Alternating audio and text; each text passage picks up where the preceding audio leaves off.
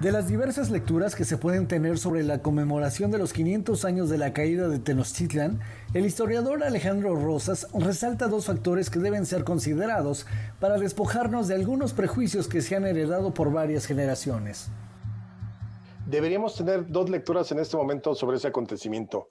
Una que ya nos permitiera despojarnos de los prejuicios que desgraciadamente hemos arrastrado durante tanto tiempo y que sobre todo se hicieron más severos a lo largo del siglo XX con la historia oficial.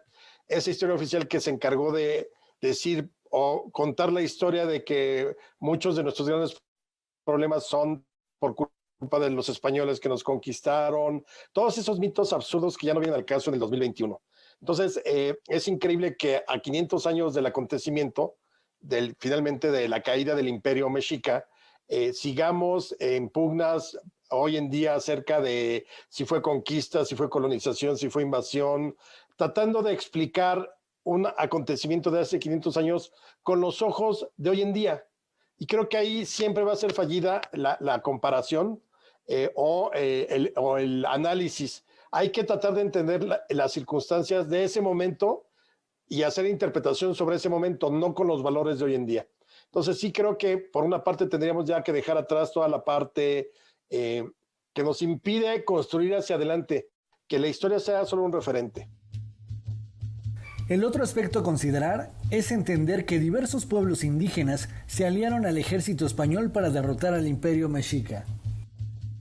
El 1% de los combatientes contra los mexicas eran españoles, o sea, no eran nada, fueron a lo mucho 1,500 españoles.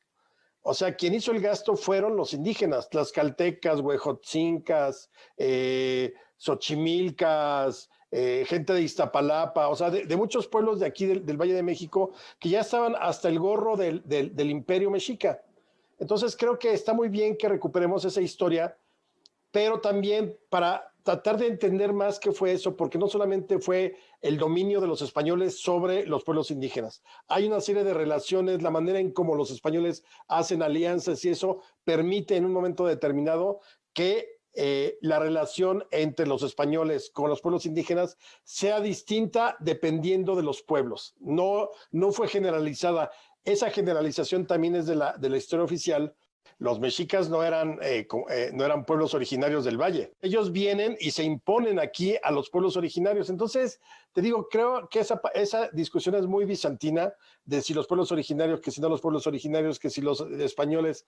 El hecho es que yo creo que en el caso de Cortés lo importante es que supo leer las circunstancias geopolíticas de la región, supo entender el poderío mexica con respecto a los otros pueblos y supo con quién hacer alianzas con pueblos indígenas que fueron bastante recelosos porque los tlaxcaltecas primero tuvieron 3 grandes batallas contra los tlaxcaltecas hasta que los tlaxcaltecas decidieron entonces entrar en alianza, pero no fue fácil para nadie, vamos, ni para los pueblos indígenas aliados, ni para los españoles, ni para los mexicas.